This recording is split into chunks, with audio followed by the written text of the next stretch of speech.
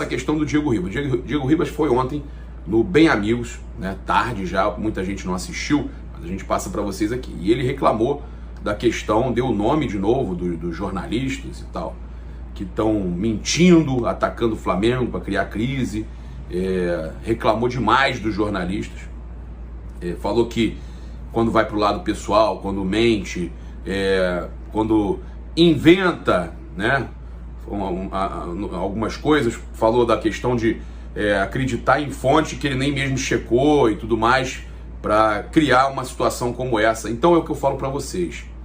Não tem que ser inscrito em canal de jornalista que faz isso.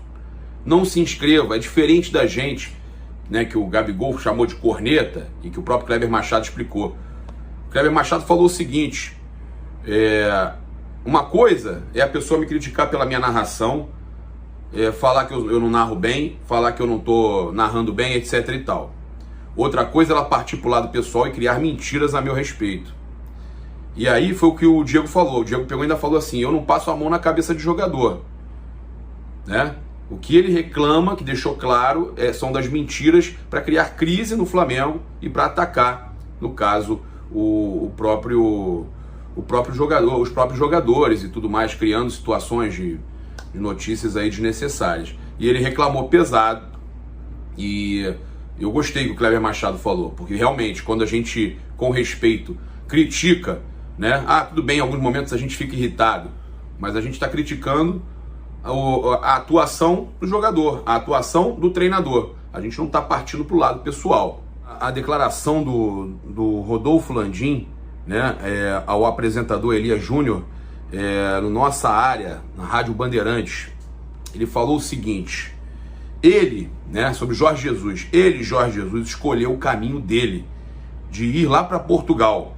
Ele tem contrato lá, eu não vejo possibilidade dele sair, como todo mundo coloca, no caso mas a questão ele quer voltar pela pressão que ele tem lá, mas o Landim está falando isso. Nosso técnico é o Rogério Ceni. Como a gente tinha falado para vocês, ele já decidiu a permanência do Rogério Ceni. Isso é decisivo, isso já foi decidido, isso é uma situação que não vai mudar, tá? E estamos felicíssimos com ele. Não só nós, mas os jogadores. Acho que temos um grupo unido e forte.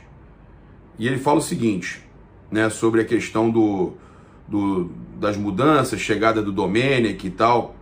Não só o Jorge Jesus, né, a saída do técnico, mas a ausência da torcida. O Flamengo jogou ano passado com mais de 40 mil apoiando o time sempre, né? Sobre o Jorge Jesus, tinha o fato de o time ter encaixado. No início o Flamengo não foi bem, mas depois começou a jogar. É normal que quando chega um técnico, ele queira fazer testes, né? Nós tivemos problemas de lesões seríssimos, era muito difícil manter o time base, tá? Então ele falando sobre esse momento, sobre a saída do Jorge Jesus, a chegada de outro técnico e tal, mas tá felicíssimo com o Rogério Ceni, né?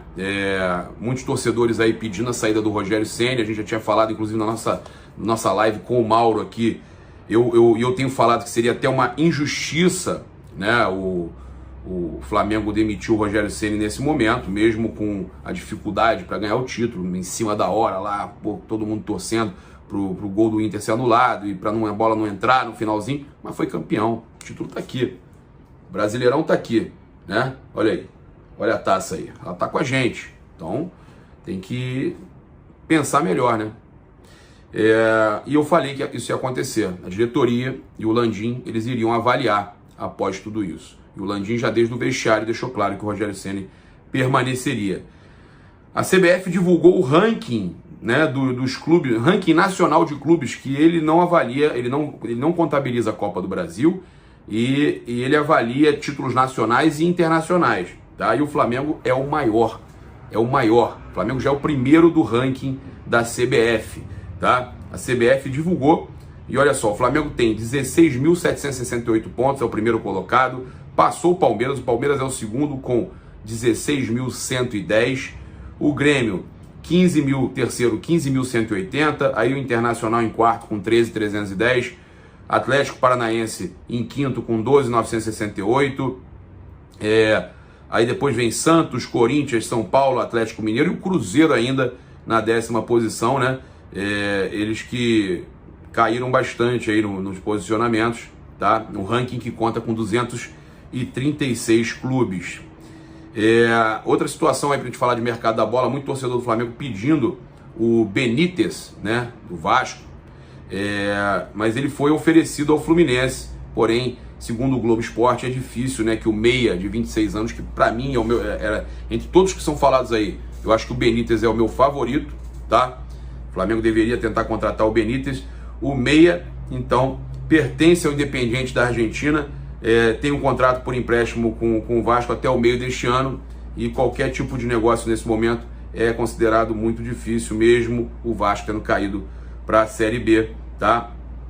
A informação foi dada pelo Sport News Mundo e confirmada então pelo Globo Esporte. O nome do Benítez não despertou, no caso, grande interesse aí nas Laranjeiras.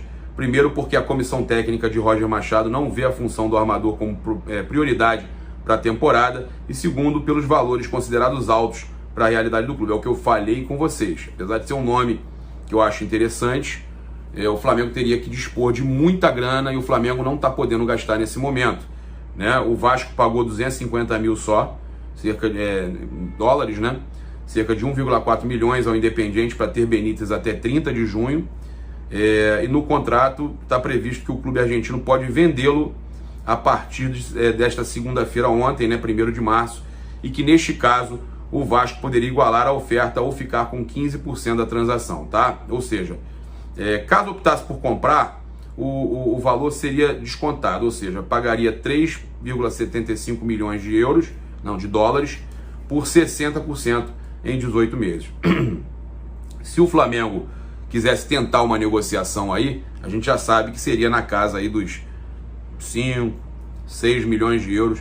É uma grana forte nesse momento aí de pandemia que o Flamengo atravessa uma dificuldade financeira grande, né? Então, de verdade, eu acho que a gente tem que pensar em situações que sejam mais fáceis, mas se a diretoria achar que tem condição, mas a gente sabe, né, que o próprio Mauro César Pereira, que o Flamengo vai precisar acertar a transferência de 3 ou 4 jogadores, né? E aí ele fala o seguinte: acho que o Flamengo vai negociar jogadores que eventualmente tenham boas propostas. Isso aí é o certo. Talvez até um jogador grande até o meio do ano. Até um jogador grande, ele fala, até o meio do ano. Vai ter que vender o jogador, não tem jeito. A não ser que consiga negociar bem alguns, né, uns 3 ou 4, tipo, saem Vitinho, Michael, Léo Pereira e mais algum da base, né? De repente rola uma grana que evita a necessidade de vender um Gerson, um Everton Ribeiro, um Arrascaeta, um Gabigol, um jogador desses, né? Ele no podcast Posse de Bola. E ele fala, mas acho que se não tiver uma saída aí, em quantidade de jogadores como esses que eu citei, possivelmente vão ter que vender um desses maiores assim. Eu acho até que a chance de saída maior é a do Everton Ribeiro, tá? De todos esses. O Gerson tem muito mercado, mas o Flamengo tem que segurar. Mas isso depende muito do mercado e não é para agora. É mais para o meio do ano, talvez, que o mercado possa colocar esse tipo de proposta à mesa. Mas necessário vai ser porque a queda de receitas é inevitável, porque a gente já fala aqui, sem bilheteria e com sócio torcedor consequentemente proporcional a uma renda muito menor. Então, eu acho que tem que se desfazer de alguns jogadores aí que já provaram que não deram certo no Flamengo. Pode ser que mude, pode, mas nesse momento você tem que se desfazer de quem você acha que não deu certo, né? E a gente sabe que a possibilidade de uma volta por cima existe, mas é difícil. Então, eu acho que o Flamengo deveria garantir quem já deu certo, tentar segurar esses caras e vende um garoto também da base com um valor alto, tipo vendeu o Vinícius Júnior, Paquetá e tal, e vende e faz um dinheiro para não precisar vender os nossos jogadores do time principal.